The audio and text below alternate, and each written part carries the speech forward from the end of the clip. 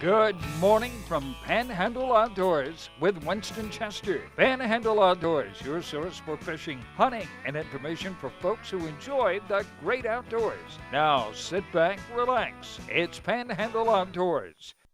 Good morning, folks. Welcome to Panhandle Outdoors. I'm Winston Chester. I'm so glad to hear this Monday morning. We're starting off a big week. We got the last week of February we're facing, and it's going to be a good week. I always love to do the Monday show to get y'all started right in the job and everything. And I know sometimes it's hard to get up on a Monday and keep rolling, but Monday's a day just set the tone for the week. All right, today it's going to be 69. We have some really nice weather today. 51, got a chance of rain now, but water temperature is 61 degrees. It's been pretty steady at 60, 61 the past 5 days. Listen, our Monday moon forecast now, listen, this is what's really cool. We got a full moon tonight. So get out there and give it a chance. Hopefully it won't be cloudy, but it's going to be really, really nice. And then, of course, starting at the end of the week, toward the end of the week, it's going to be waning on out. So that's going to affect our tides. In fact, you look at our tide chart brought to us by Kent Forest Lawn Funeral Home and Cemetery, we're in neap tides almost all week long. So we're not having much tidal flow at all. Our moon phase is going to be affecting that too. The marine forecast, I'm checking it out. It looks like it's going to come out of the south, and that's going to be, bringing some rain either tonight or tomorrow. And it's not going to be bad, about 8 miles an hour is what they're calling for. Like I said, water temperature is 61, and that's something we're going to keep an eye on now really for the next couple of weeks. That's going to be a very strong indicator of what's going on. And the rivers are falling, and we'll give you readings on them tomorrow. Let's take a break now. We'll be right back.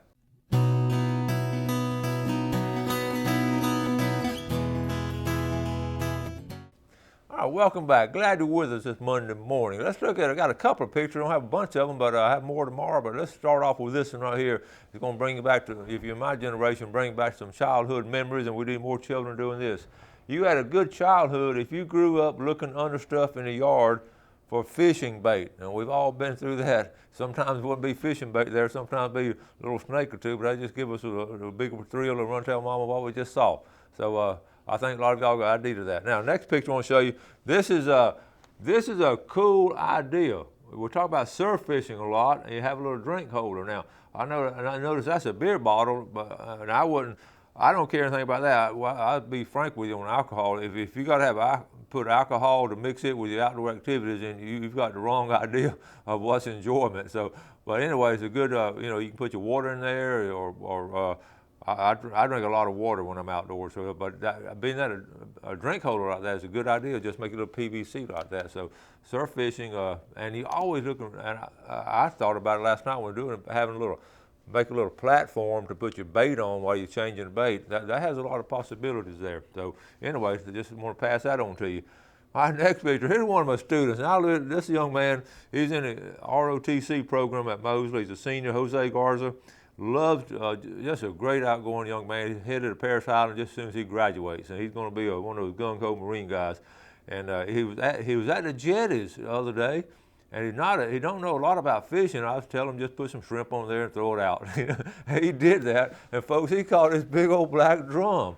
And what was cool about it, he hooked it, and it took off on him. And he thought he didn't know what to do. He just holding on. And he got it under control, and this is his little brother here. He let his little brother reel out. Once he got it headed in, he let a little brother land that thing for him. And it was really exciting here. He was all excited when we got back to school. And that was right off the tip of the jetties, right out as you're going out the pass on the Gulf side.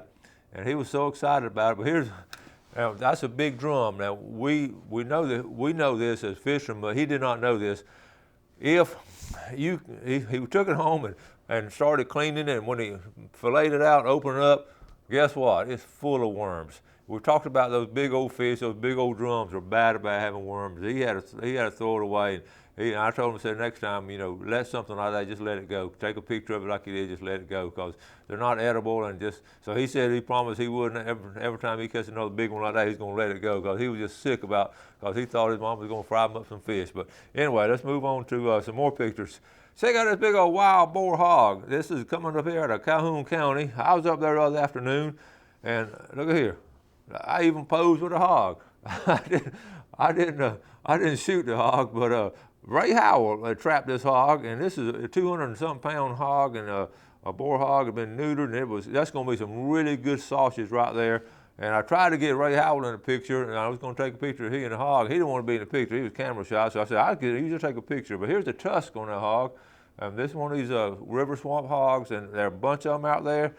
We got too many, so look at the teeth and all on the suckers. That would put a hurting on you. So anyway, that's the story on the hog. So I didn't get into that meat yet. Maybe he'll give me some of that meat. So now I want to let me quickly tell you this. I don't know if I've got time to get into it, but one of the things I'm going to really miss about teaching is being able to just stand in front of my class and tell them a story spontaneously at times, but it's nothing like the feeling as a teacher if you got 45 students out there and all 45, instead of doing this kind of stuff and you're trying to lecture to them and all that, if all of a sudden all 45 of them are just looking, and with eyes wide open, you see the sparkling eyes and you hear a pin drop as you tell that story. I'm going to miss that, so I'm going to start using you as my students to tell stories to, because I was telling the class a story the other day about electric reels. We're doing casting now, and we're talking about reels, and I started telling them about electric reels. So I started telling them about Captain Tiny Archer and how the impact he had on local fishing industry with his invention or adaptation of the bomber motor to the electric reel, to the reel to make it electric. And that story's in my book. And we're going to go ahead and get ready to take a break. But when we take that break, we're going to come back. I'm going to tell you that story because it's a fascinating, true story of what really happened here in our area. So we're going to take the break, and we'll be right back.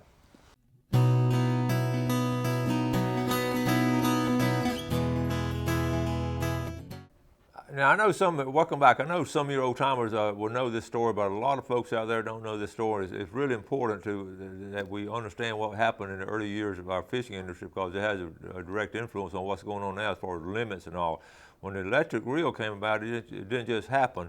A guy named Tiny Archer he was from Birmingham, Alabama, owned a grocery store up there in the 40s and 50s, and he loved to fish. He'd work Monday through Friday at his grocery store, and Friday at 5 o'clock he would drive down to Panama City. Back in those days, it took about 7 hours to drive from Birmingham. And finally, his wife told him, honey, if you're going to go to Panama City every weekend, we might as well move down there. So he loaded up his wife and 4 kids, and they moved down here. And he got a little job at a paper mill, but he loved fishing those boats, those head boats, and he was a deadhead. So in other words, he just got on the boat to just catch fish and sell them. And there was a group of men back in those days that made really good money on the side, providing for their family by catching. They were good fishermen. They knew how to catch fish. Well, they were, and all day long. This got old all day long, and because the fish they were catching were a lot bigger than fish we're catching now, and they were trying to figure out how to make it easier. And there were some World War II veterans out of that little paper mill group that loved to fish, and they said, those old bombers. That rear tail gunner had a little motor that fed those shells into that machine gun on the back of those B-17s and B-29s.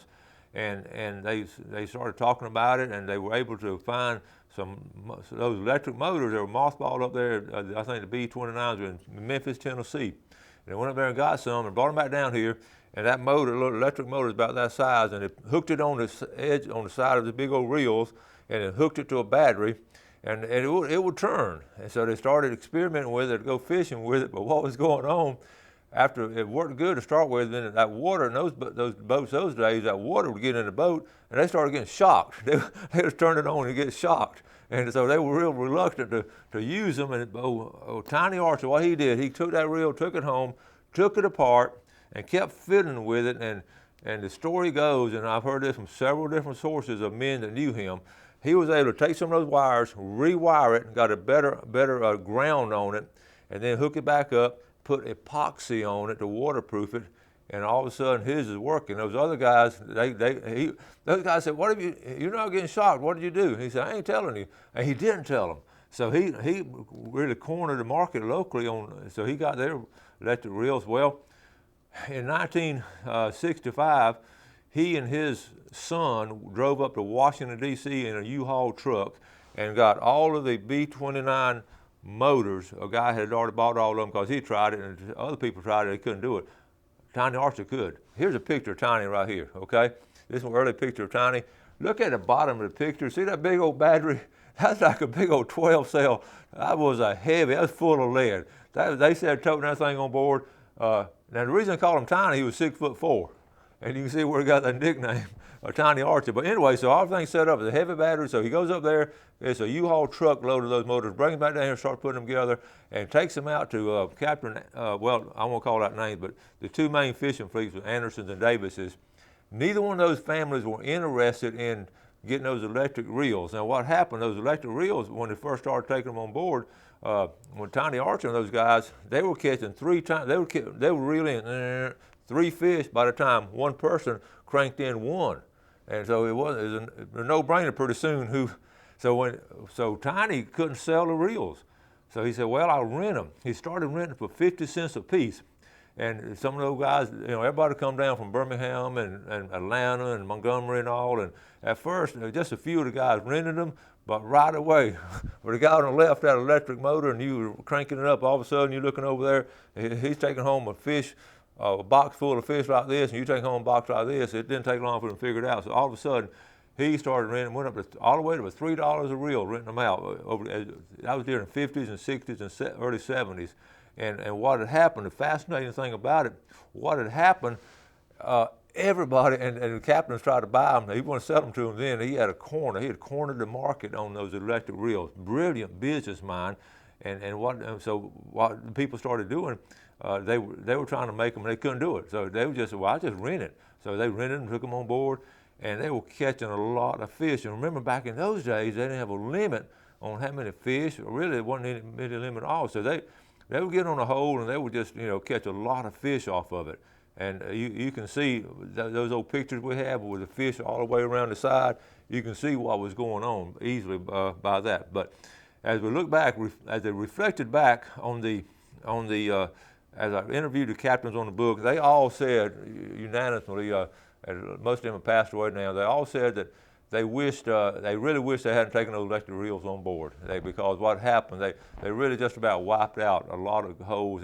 It was so easy to catch fish. They caught so many fish, and if they had to do over, they probably wouldn't use electric reels. And you can't really go fishing with electric reels anymore. You just don't see anymore. It's really almost turned into an unsportsmanlike way to catch fish, unless you way down and need got to get them up there without manually doing it. So anyway, that's the story of the electric reel.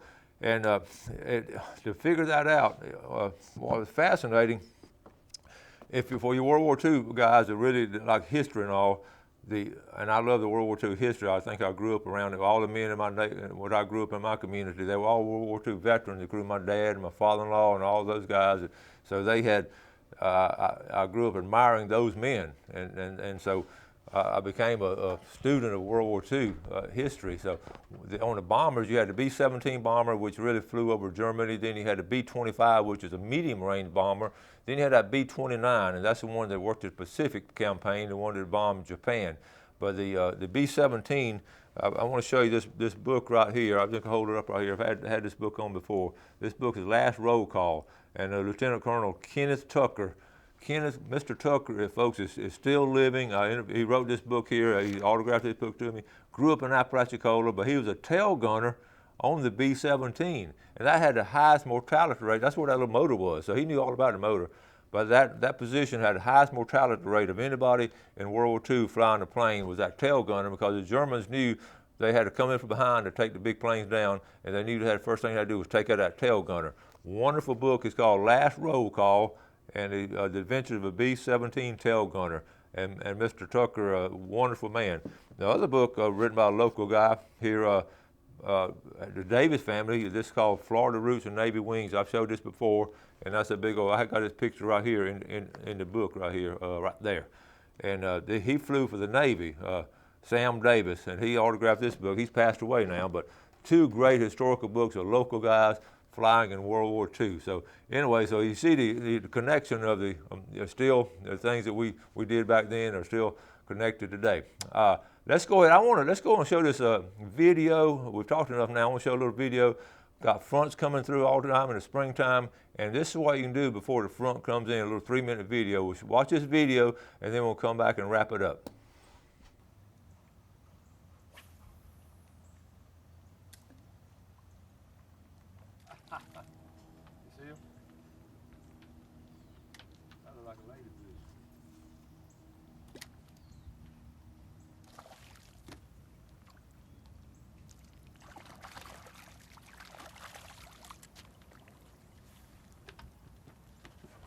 Look at there, little baby speckled trout. Right here, we just ate supper. Our new front's coming through. And look at there. What do you think, Emmy? Kiss him. Go ahead and kiss him. No, kiss him. That's a good girl. Okay.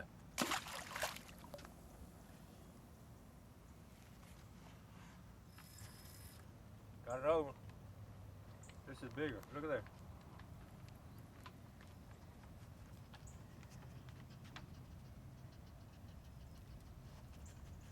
Oh, nice one there, Phil.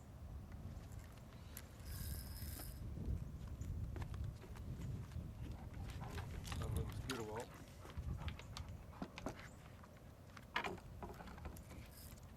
There he is. Folks, it's about to get dark. I felt like I was going to be biting. We got a real high tide.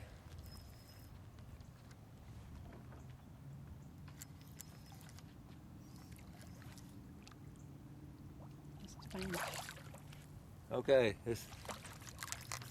all right, move, Emmy. Emmy gets more excited than I do.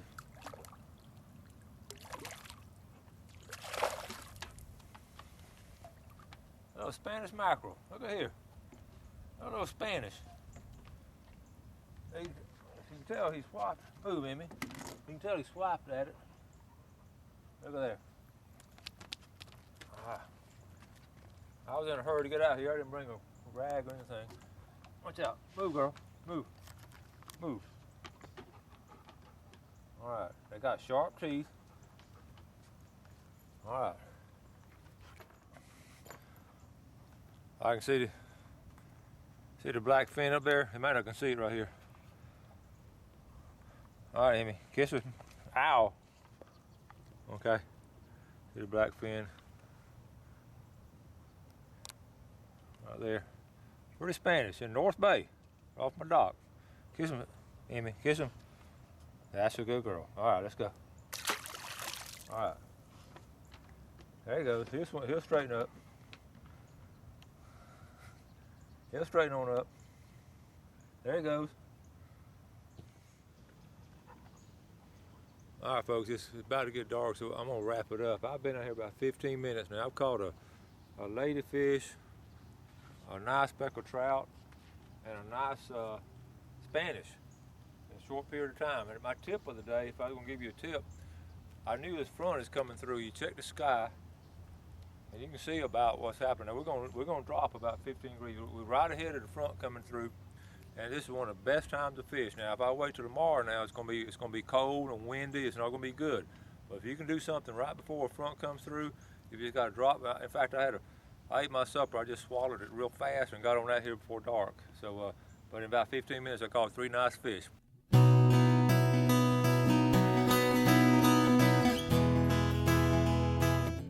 All right, welcome back. Hope you enjoyed that. Let's look at a fishing game time today, brought to us by Mark Coward of Counts Real Estate. We're looking at some good times at actually one time right in the middle of the day, 11:53 to 1:53, and that's that moon effect because they're going to be moving later on tonight. So today, during daylight, it's going to be the time right there.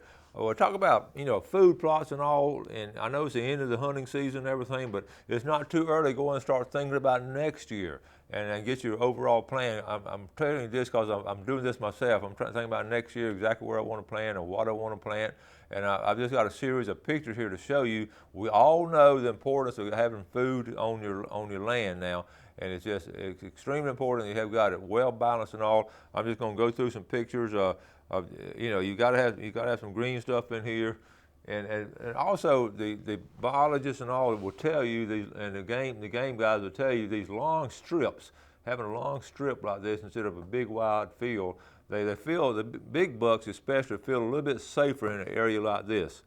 And let's see, this is just some ideas here. Some of these aren't focused really good. Let me see if I can get through. Okay, now another thing too, you want your tree stand, I know that you can't see it, but you want your tree stand hid a little bit. Okay, that's coming into focus now. you want your tree stand hid a little bit. Now what I like about this plot here, you can look up at the top, it's not too far from someone's house, and it's not it's not unusual. You see deer in your backyard. Some of you viewers, y'all send me pictures of shooting them off your back porch. So don't worry about it being too close sometimes, unless you're right there next to the interstate. But anyway, this is two different plots put together, and I really like the idea there. You can see both. You have two different types of greens there, and okay. Again, this one is fair. Now this doesn't happen green. You got to fertilize it, and I may get some game guys to come here and talk about. You got to fertilize it and get it and get it set up. And this is the end result. This is what you want to look like. You want to have about 17 big bucks in there, and this is not a Photoshop picture. This is a real picture of an area. Of course, this area right here is fenced in, but this is what can happen if you got the right DNA and do the right breeding program with your bucks and all. So, and okay, let's just focus in a minute. But again, I like something like this again, where the bucks can sort of step out of the woods, step in and feed, and y'all know they'll quietly do this. They'll just step out a little bit, and they'll stop and look, and then they'll take another step or two, and they'll come back up here, and that'll be what's going on there. It's just different people. Anyway, we'll wrap it up. That another thing too, this time of year, we really want you to. This is when I really start planning on cutting my firewood. I got this thing in my head: season ends, get season wood. And what I mean by that, you want to cut it sort of the end of the hunting season when everybody's out of the woods. It's still cool. You ain't got to worry about snakes and all that. And cut it this time of year so it'll be season for next winter. I still have a little bit left, and we've had some really cool weather now in February, so we really had some really good fires. I know a lot of y'all have too, because I can smell the smoke coming out of in some neighborhoods and all. So firewood is just a big deal to me, and I just get a thrill. I love to cut firewood and stack it up, haul it to the house, and put it up there, and just, I guess, bring back a lot of old memories of when I was doing things like that. So, and it's sort of a peaceful thing to do. So we're going to wrap it up. Make sure you do something good for your fellow man today. Have a great day, and God bless. Thanks for joining us for Panhandle Outdoors with Winston Chester. Panhandle Outdoors features hunting, fishing, and other activities and information to help you enjoy the great outdoors. Join us next time for Panhandle Outdoors.